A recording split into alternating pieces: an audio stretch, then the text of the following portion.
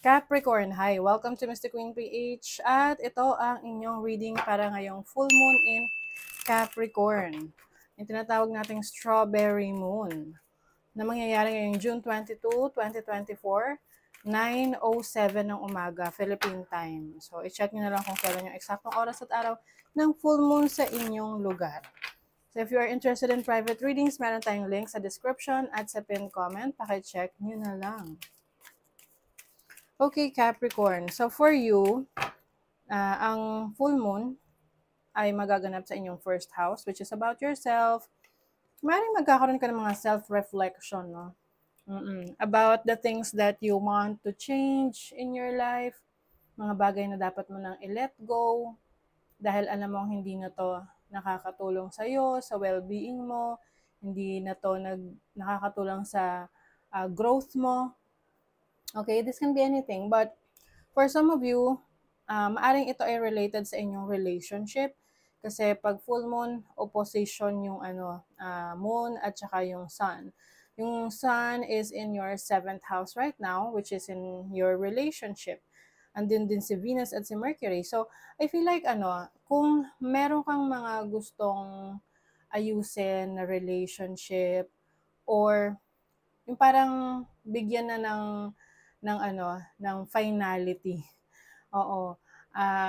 Ngayong full moon, maaring ito yung gagawin mo, no? You will finally let go of a connection, relationship that you feel like no longer serving your highest good, your highest purpose.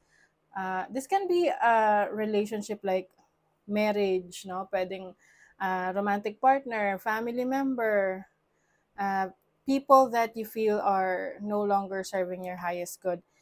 And I also see na mas magiging ka ngayon,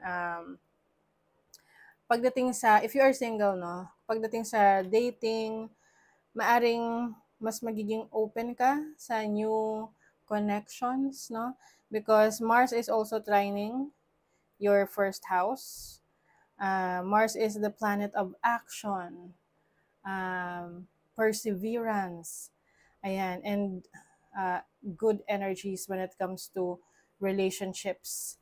Like, for example, you will be mag-open up ka sa isang date, makikipag-date ka, or iba naman sa inyo, pwedeng you will give more time to spend more time with your kids, kung meron ka ng mga anak. Yung iba naman, maaring meron kang mga i-discover na talents and skills mo. Pwede rin meron ka ng i-let go na hobby, no? Yung hobby is libangan. Example, hindi mo na maasikaso, no? Let's say, paghahalaman, pagtatahi, pag-bake. So, maaring sa ngayon, ipapagpaliban mo muna. Because you feel like it's no longer helpful sa'yo. Okay? But of course, case-to-case basis, no? If kung saan sa tingin mo mas nag-explore ka. It's like, para tong pag-general cleaning. But it's mostly focused on yourself. Kumbaga, pinag-aaralan mo kung saan ka saan ka mas uunlad, no? Saan ka mas magbe-benefit. Example, relationship. If you feel like nagbe-benefit ka sa relationship na to, partnership na to, then you will continue. But if not, you will, release this person and try to get to know new people. You have the 5 of Pentacles, the 9 of Cups. I feel like merong solusyon sa challenge ninyo sa pera.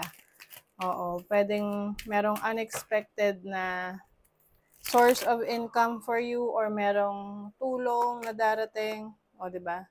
6 of Pentacles. Marami ring mga trabaho na darating for you. Most likely mga business partnership.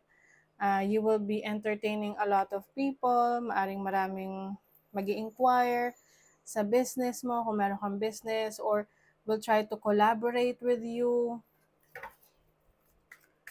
Let's see, what is the 5 of Pentacles? Four of Swords. Oh, I think meron ka ring mga unhealthy habits na i-release, i-let go pagdating sa pag-handle ng pera mo. Kasi yung iba sa inyo, kapag nagkakapera, ang bilis nyo rin nagastusin. Okay? Although, nagiging masaya ka sa paggastos na yon, kaya lang, yung long-term effect nun, ikaw rin yung nagsasuffer. So, yung iba sa inyo, iiwasan na muna yung mag-overspend. Okay?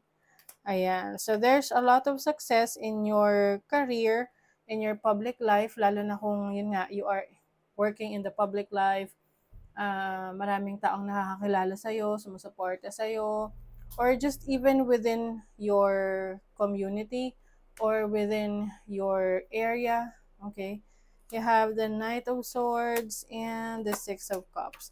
Some of you, pwede magkaroon ng konting challenge sa anak, no? Kung meron na kayong anak, pwedeng magkakaroon ng misunderstanding. Pwedeng meron kakulitan yung anak mo. Lalo na kung yung anak mo is teenager na, or someone na talagang medyo may pagka-rebellious na.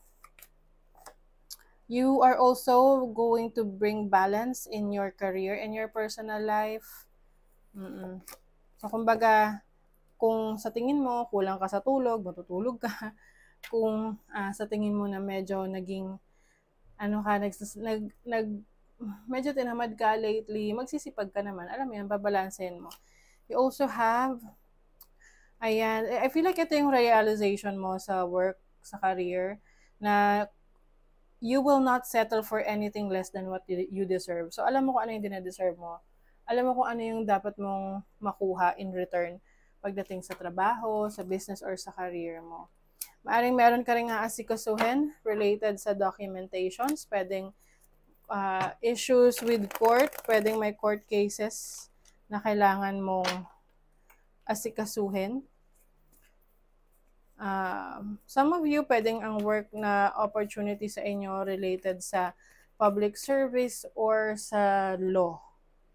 Ayan. And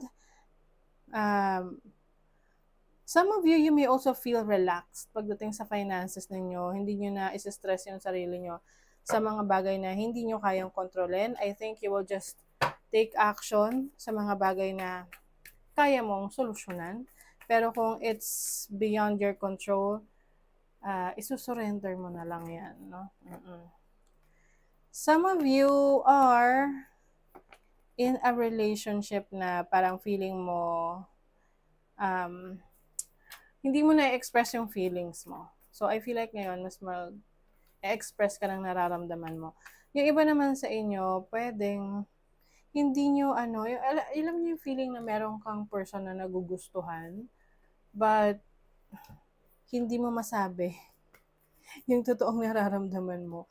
I feel like the more na magsispend ka ng time with this person, the more na mas magkakaroon ka ng lakas ng loob na sabihin ang iyong totoong feelings.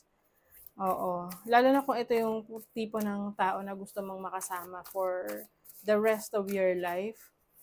So, give more time with this person, lalo na kung wala ka namang nakikitang major red flags with this person. It's okay, lalo na kung ikaw ay nanggaling sa isang traumatic relationship in the past. Siyempre, hindi mo rin sisisi yung sarili mo na maging mas maingat, diba? But of course, I feel like this person is merong potential, okay? A time for healing, yeah. You're healing from your past. New Moon and Leo, and it's time to shine. Oh, this makes sense. Like what I mentioned kanina, you will be noticed or mas makikilala ka, lalo na kung ikaw ay parte ng isang community or ng isang grupo. So, yeah, it's your time to shine, Capricorn.